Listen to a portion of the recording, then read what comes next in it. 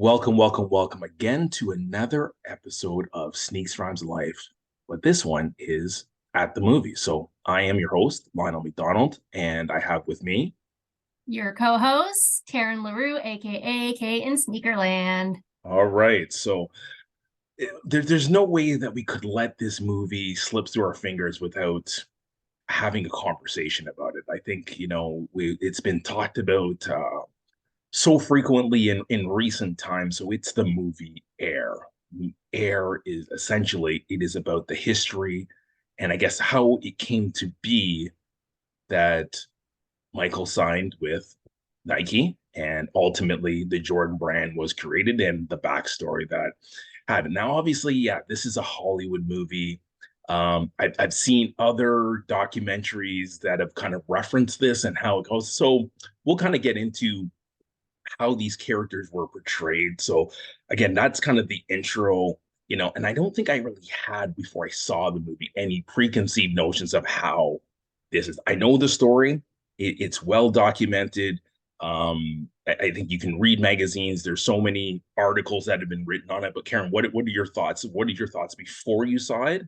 And then we can kind of get into it, what it looked like actually when you saw it.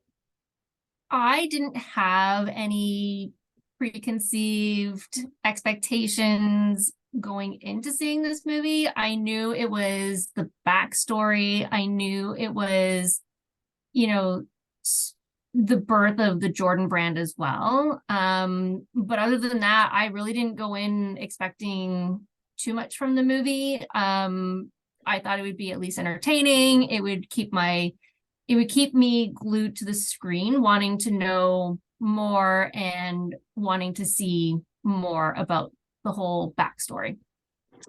Yeah, so I think as we talk about this, so the story essentially for those that have never seen this, and now obviously you're going to see some very interesting facial expressions if you're watching on YouTube, but it's available on all streaming platforms plus YouTube. Sneaks, Rhymes, and Life, and as we roll through, and I think we're approaching now episode 130 over the last couple of years, which is kind of wild in its own premise. But this movie, Air, is essentially the birth of Michael signing with Nike and the Jordan brand and everything that kind of went through it in the negotiations and all of those good things. So Michael is this phenomenal player that's playing at North Carolina. He wins the NCAA championship. He is, named player of the year. And then again, he is one of the hottest players coming out of college that is going to sign in the NBA. And we all know the story that Michael doesn't get drafted first. There was Akeem Olajuwon. Some people call him Akeem Olajuwon because he did change his name, I think, twice in his career from Hakeem to Akeem and then back to Hakeem. So, yeah, you could follow along. You might get a snicker out of that one. And he was drafted essentially by the Houston Rockets. Now, for them, they kind of did work out because they did win two titles. But I think the controversial pick is the number two pick. They had a lot of different pieces, meaning the Portland Trailblazers, and ultimately did decided to go with a big man, the second best big man in the '85 draft, which was Sam Bowie, and they didn't win one title, so that was a huge regret as the Chicago Bulls decided to pick with the number three pick. The star of I guess this movie in some respects, or at least the theme of this movie, and that would be Michael Jeffrey Jordan. So let's talk about the characters, Karen. So I think we have no there's maybe give us your favorite character and maybe we'll start there.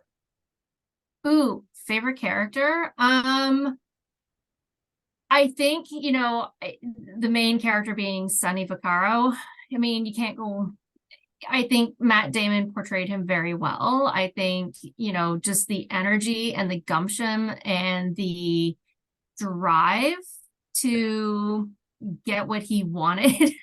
I think, going over the top, going behind the backs of the company, going directly to the mom, like I think, I just can appreciate the drive and the tenacity that he had to get what he wanted. But at the same time, like I also admire that the mom was like head of the household, right? You know, mom had final say, mom had a lot of input. So I have much respect for, you know, Michael Jordan's mom throughout the movie as well and in his career. So Yeah, I think if we start with Sonny Vaccaro, Matt Damon did a fantastic job, and I'm sure there's definitely, if you hear the true story, there's a definitely some Hollywood that's a part of this, but his gusto, his drive to make this work, he saw something that really no one else saw. yeah. He is a true student of the game of basketball, and he bent slash broke a few rules here and Just there, and literally put his whole career on the line, everything that he stood for. But he know what he saw, and it really had to get some people to eventually buy into, and it only had to be a couple, including Phil Knight eventually. yeah. But I think Matt Damon did a phenomenal, like probably outside Dolores, which you've already referenced, Dolores Jordan, which is MJ's mom. Those are by far, I think, the two best characters in the entire movie. Yeah. Matt Damon was great, but I think some of the pieces that we had with Matt and his some of the speeches that he came up with, including Yeah.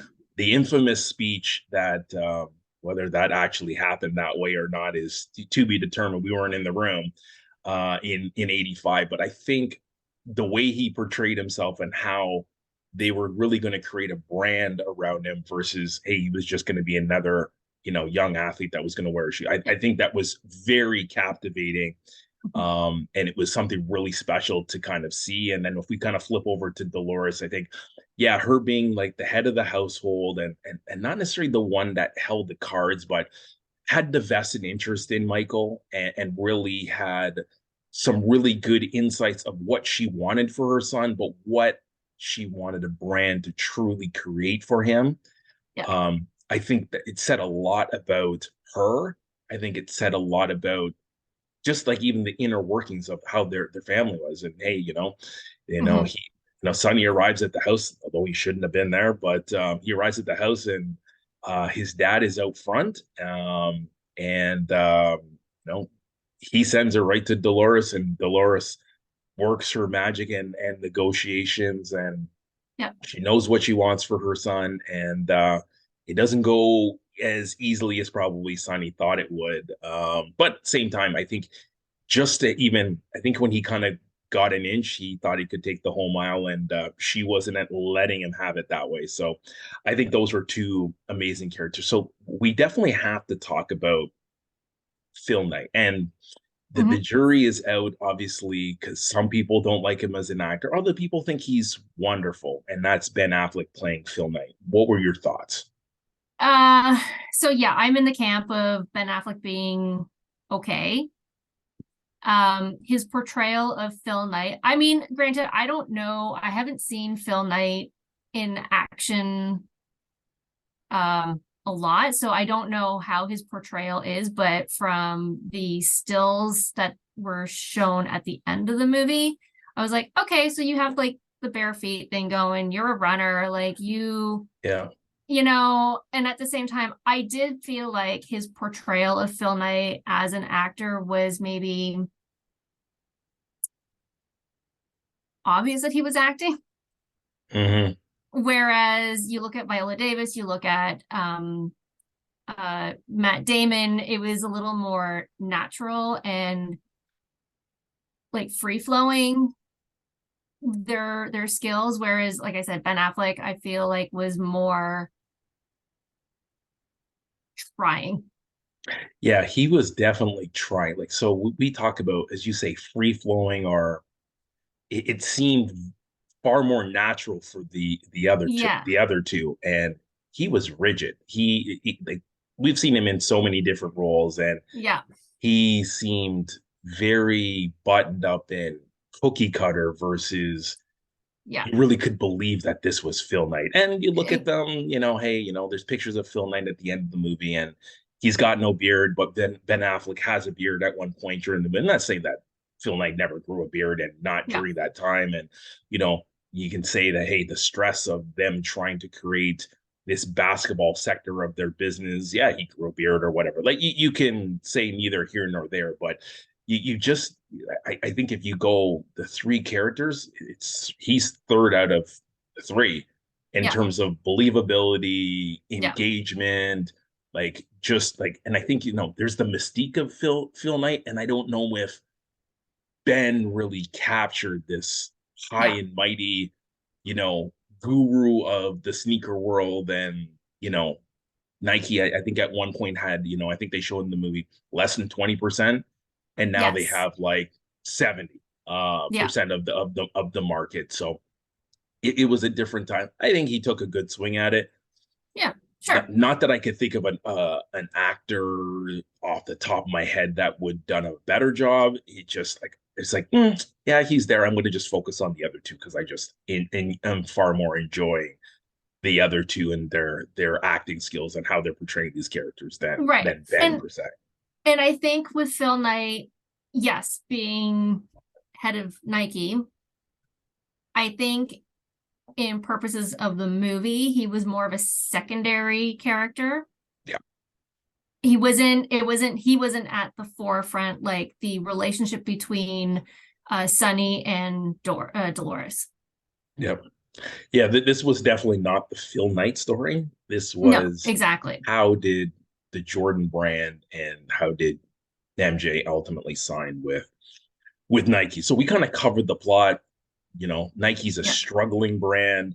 They're third on the depth chart, between, Adidas is head and shoulders over everyone else. Converse is second, and Converse has Dr. J and Magic Johnson and Larry Bird, all, the three best players essentially in the NBA are all signed. And Dr. J has just come over in recent years. They've won the NBA titles as part of the Sixers, and he is the current high flyer, if you want to call him that, in the NBA. He's doing things that we've never seen done. And then, but there's this kid in North Carolina that is doing those things, and I think he played in Converse um, in college, and that's what North Carolina was sponsored by. But Michael's true passion was the Adidas brand, and I think at the times you kind of line things up. Run DMC was like the biggest hip hop act in the world, and they were wearing Mhm.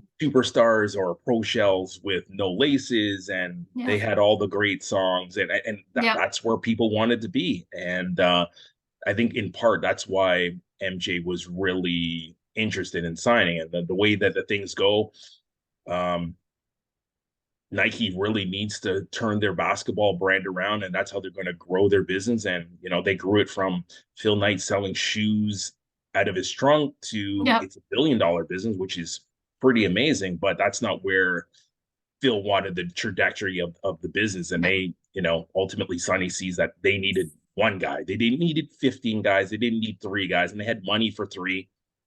And that scene that they talk about all the different players, and I'm a diehard basketball player, so they're making fun of these guys essentially that he's not good enough, or he's a problem child. Charles Barkley being the person that they talk about, which Yeah. was pretty funny. And then they talk about John Stockton, his lack of marketability, and he was farther down the depth chart. And ultimately, Sonny walks away and throws at Michael Jordan. No one really bites, and then he just has this crazy vision that it's got to be Michael, and he creates a whole thing. I think it was really cool to see how they actually came to be of making the shoe and what the shoe looked like and the conversations that went around it. Yeah. And yeah, I think that was really interesting. And obviously the conversations that kind of went through in the actual negotiation of him sending it, and the stress that you could see Sonny was wearing, I think Yes. was priceless, that he Well, and wanted equity in the shoe. Go ahead, yeah, please. no, sorry. And I mean, and it wasn't just his job that he put on the line. It was the whole basketball Everybody. team It was Yeah, everybody's job that he put on the line. So it wasn't just his yeah, livelihood. It was everybody's, including, we didn't even mention Howard White. Like again, a yeah. small He played a definitely a player critical in the role. movie. He did. And, he yeah, so I mean he it was just the stress that he had for not just his livelihood, but everybody slaring on him. And it was just simply, he was having second thoughts. He was like, maybe, maybe, how are we going to get over this mountain? How are we going to convince this family to choose Nike over Adidas? Yeah. So I think when we think about all of the different things that happen, I think you brought up a good point before we got started is let's talk about the shoe. Let's talk about the curation of the shoe. What are your initial thoughts when we call the shoe essentially it's almost literally a character. It just didn't speak. Exactly. What are your thoughts on the shoe? I mean, it's quintessential Jordan, right? The way that they came up with the shoe. And it was interesting how they said, oh, how did it go again? It was the shoe was to represent the player, the person. The person wasn't going to just wear it. This was supposed to be a depiction of this player. And so the amount of design and technology that went into designing and creating the shoe was just, interesting to see how it all plays out in the background and to see the thought process of what went into creating the Jordan 1. Yeah, and I think really interesting, that you kind of touch on a couple things for me is one is really thinking about the version, the band version Mhm. versus um the band version versus the Chicago. And now if you see the movie and in retrospect, like you now understand why people literally were losing their mind over the Lost and Found Jordan 1. Yeah. And then you think about the projections that this shoe had, and it's like, hey, if we can do, I think the number was like $20 million over 3 years, we're good. And then they do like 165 million in the first year. And there's an interesting stat I found like with Foot Locker, they ordered like 5,000 pairs. Hmm. Uh and oh no, 500 pairs, I believe, not 5,000, 500 pairs. And then they wanted to go back and quadruple what they Wow. ordered after the first day because it was just like supposed to be Yeah. here's a rookie. He made the game winning shot. He wasn't like Yeah. he wasn't the first pick overall. Like no one was really talking about him. And Yeah. even as Jordan as a player, like I think his really coming out was what he did kind of in between his first year in the Mhm. NBA and that game winning shot in college. So he went to this um he was playing for the Olympic team at the time and he absolutely took off. Like, and people realized like this isn't just the kid that was open for the game winning shot. This isn't the kid that, thought for sure if he got the ball, he would make the shot and they ran the play for him to make the shot. Yeah. He was just head and shoulders better than everyone else that he played with. And that was kind of the perspective that Sonny was seeing in Mhm. comparison to any other person. And this really kind of led the trajectory of, you know, that he was going to be the guy. Like he's the guy that is going to change the game. And if we get him, it Yeah. will change basketball and sneaker history forever. Yeah. Yeah. So it was some really good insight, but I think, it's one of those things. I think they're really trying to tell the story, but, if we kind of talk about debunking a few things that happen in the movie. So strategically, obviously, the whole airship thing doesn't get mentioned. So for the listeners that don't know, they create the shoe, the Chicago version, and then there's the band version. And the conversation that ends up ultimately having in the movie they talk about, oh well, so this is not enough white on it, we're going to Mhm. get fined. That doesn't come up in real life. That doesn't come up until the shoe is worn. And it's actually not even Yeah. the Jordan 1, because the Jordan 1 isn't prepared until like the All-Star game of the same season, which is the season starts in late October, early November. And the shoe is not actually ready for consumption for public until like February. This is why the launch date of the shoe is always in February when they used to reintroduce the new version. He started the season wearing the airship, but in the same colorways as Chicago and what they were building the shoe. So he got the shoe around Christmas, and then they really started to have him wear it. But it was like people are going, holy crap, what does he have on? Mhm. And how do I get that? It's like, it's just not available right now. It's just Yeah. for him. So Yeah. they built up this whole mystique about the shoe. But in the movie, it really gives you the impression that he wore it day one and that was it. And it in real life, it just didn't happen that way. And Right. then they don't want to kind of, the mystique of the airship, because that was the shoe that he wore first. And that's the shoe that he got fined wearing. So the fine started happening because they didn't know he was going to get fined. But the movie spins it that the fine, they knew they were going to get fined, and Mhm. that we're just going to tell the Jordan family that we're going to pay the fine. So Yeah. there's a few nuances that are in there, but I think for theatrical purposes, Yeah. it works out way better the way that they told the story. And clearly, Michael had to sign off it. So did Phil Knight. So did Nike. And so it all works out in the end. Yeah. Some creative, some creative leeway here. Yeah. And They and and can, then and then they think the other major part, like there's some leeway, is the whole negotiation thing. So yeah. the Converse part is very accurate. It's like, hey, you're just going to be one of the guys. We have like the best quote unquote Yeah. group of athletes that are out there. And we have Larry Bird, who's won a title. We have Yeah. Magic Johnson, that's won a title. We have Dr. J, that's won a title. You should just come and join us. And then the whole Adidas thing, the Adidas thing is somewhat loose because they don't, that really, apparently there was never an argument. There's really never even a meeting, but the way that the movie is spun, that there was a meeting, they had an internal disagreement of what happened, Mhm. meaning the Adidas team, Michael still wanted to be part of Adidas. They offered him anything. But the movie, the way they spin it, ultimately he goes to Nike. Nike gives him this whole thing, and then you hear at the end that Adidas never really had offer, and that's true. Adidas didn't offer him anything, but the whole premise that Nike was under tremendous pressure because Adidas was going to come with an offer that apparently according to those that have been interviewed, so Phil Knight, Sonny, that is not exactly how it happened.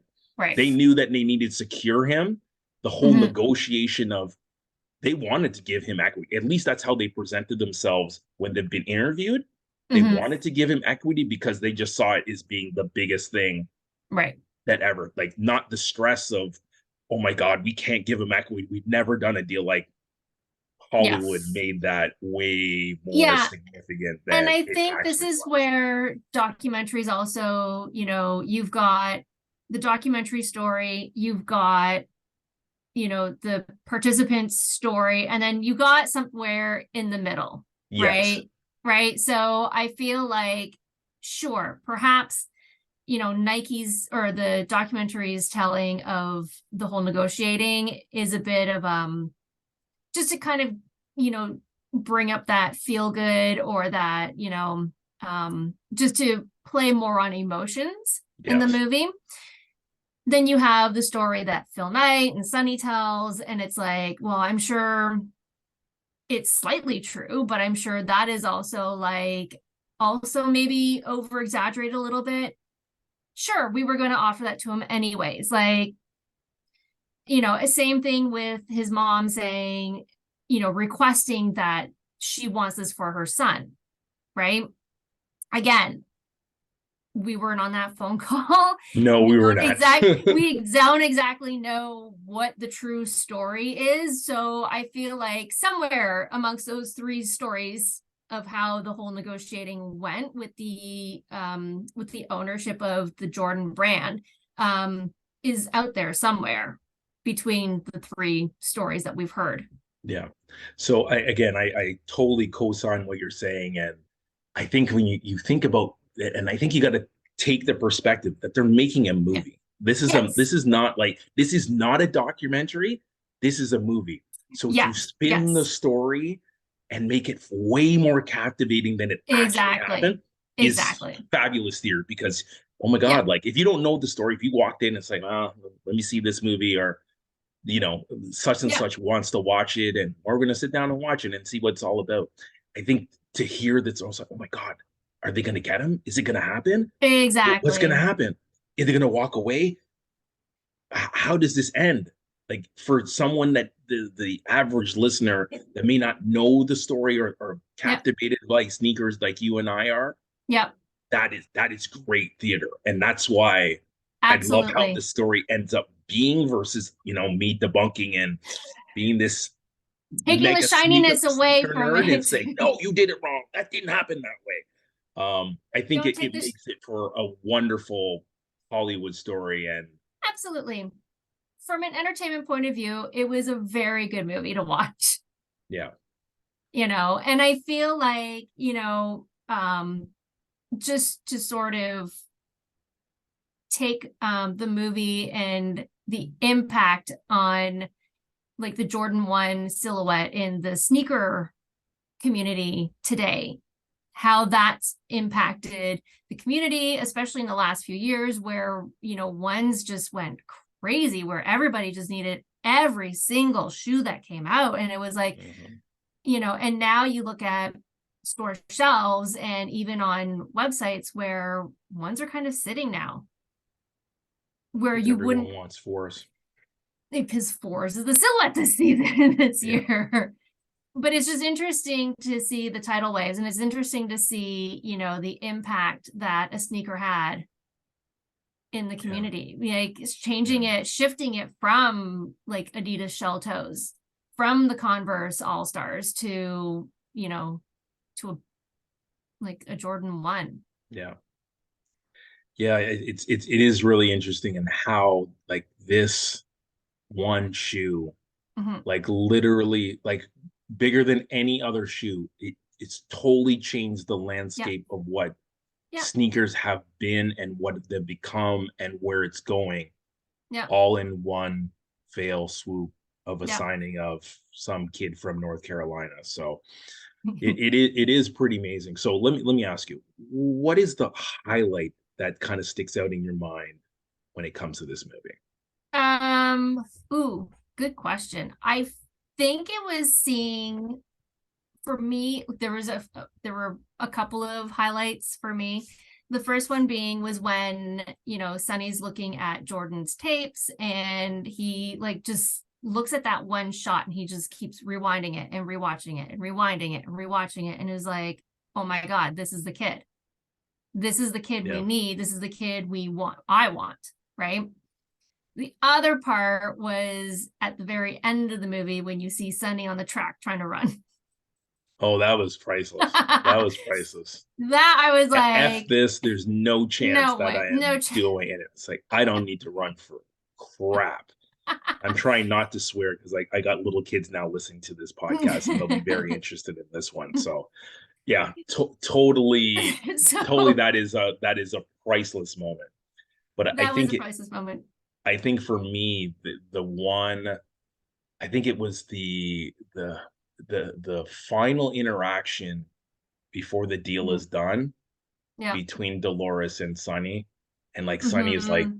trying to rationalize, and she's locked in on how this is going to go. So it's like, Sunny, you're going to do it my way, or it's not really going to happen. Not gonna happen. Yep.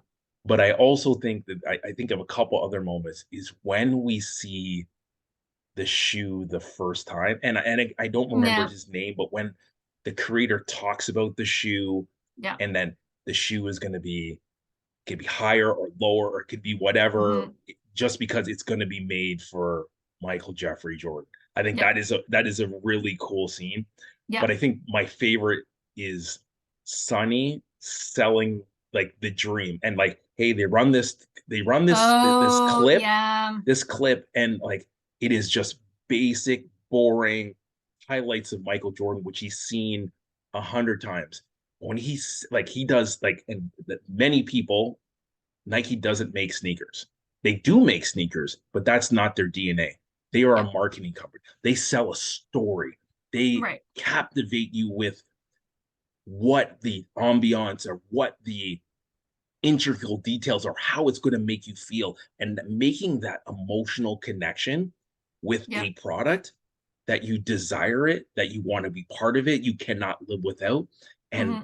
his speech about how this shoe is going to change everything, how the shoe is going to be specifically Yep. for Michael, and Yep. how we will build a brand. And that's the captivating thing why they ultimately signed.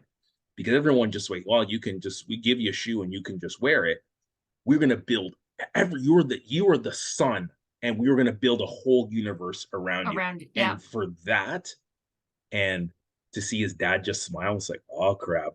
We're going to Nike. This it's a wrap. Go ahead, Dolores, say what you want, negotiate. It's like, we ain't going anywhere else. No one is Yep. selling us Yep. this. I think Yep. it's a really interesting piece about the whole ambiance of how everything goes. So Yep. if you were to rate the movie, Hmm. how would you rate it out of 10? Out of 10. You know what? I would probably give it like an 8 out of 10. Okay. I would give I'd it go an with a seven 8. and a half. Yeah, I was Ben knocks it down at least a full point for me. yeah, I Um, was debating like 7, 8, But I think, Matt Damon, Viola Davis, they really saved the movie. sure, because it easily could have been really bad. It But could I have, think their yeah, performances made the movie good. yes, agreed, agreed. So if we go in Siskel and Ebert fashion, I'll be Siskel, and I will give it definitely a thumbs up. I'll give it a All thumbs right, up so too. thumbs up. So if you haven't seen it, definitely watch it. Um, and I think, Karen, as we kind of talked about in the onset, I think Hmm. this can be a thing. I think we can now go back, and I think they're all timeless because they're Yeah, all produced. There's documentaries. There's so many pieces out there about sneakers. We yeah, can just pick any old thing.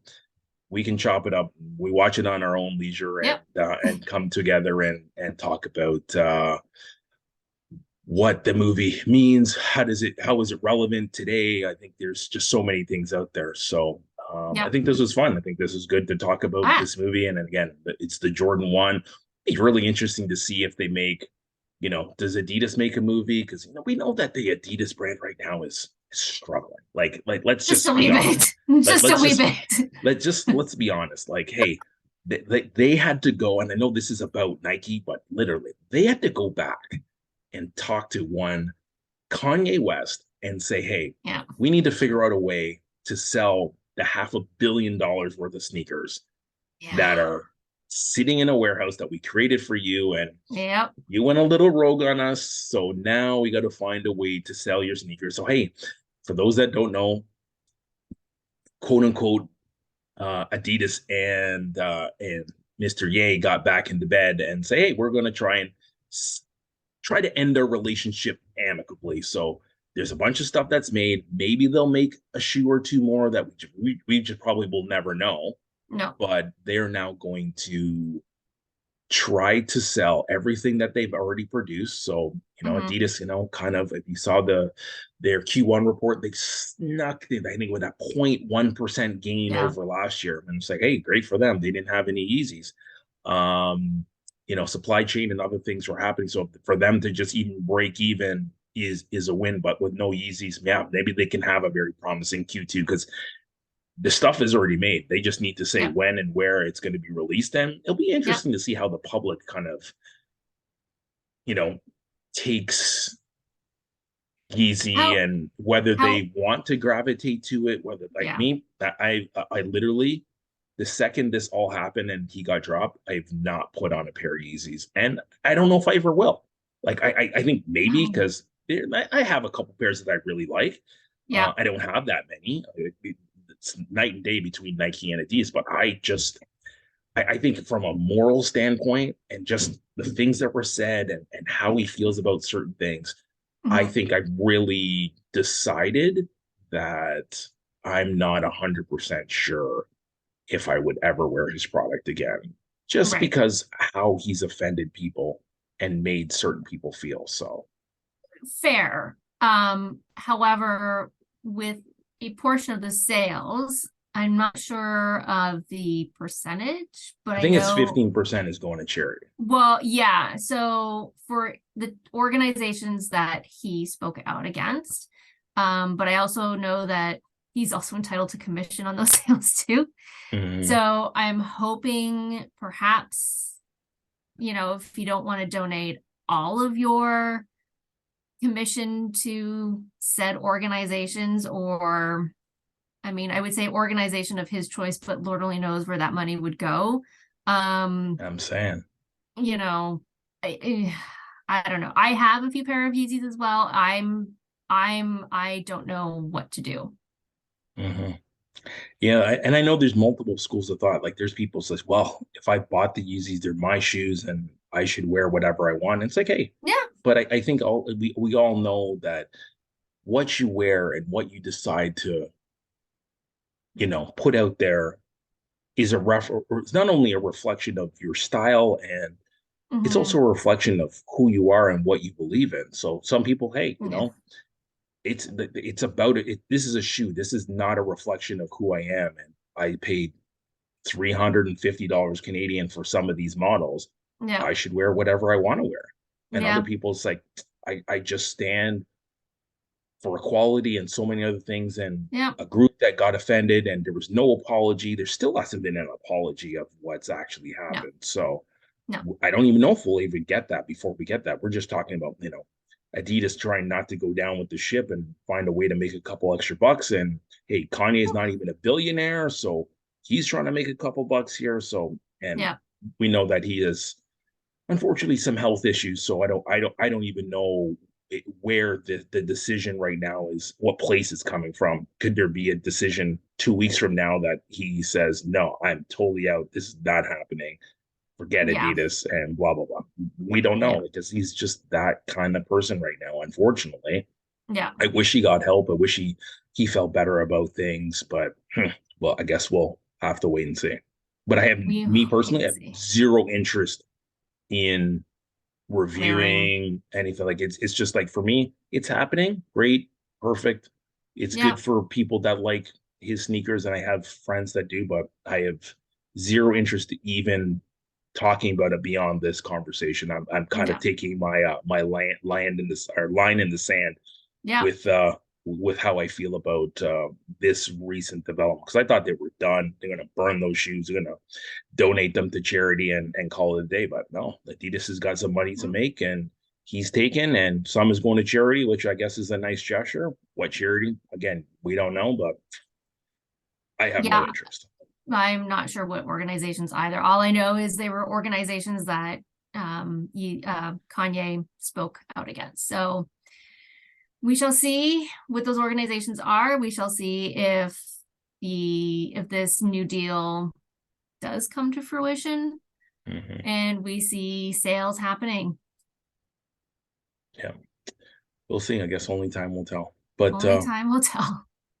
thank you everyone for listening. Again, available on YouTube as well as all streaming platforms. But this is McDonald and Leroux at the movies, Sneaks, Rhymes, and Life, as we reviewed the movie Air. Peace. Bye for now. Bye.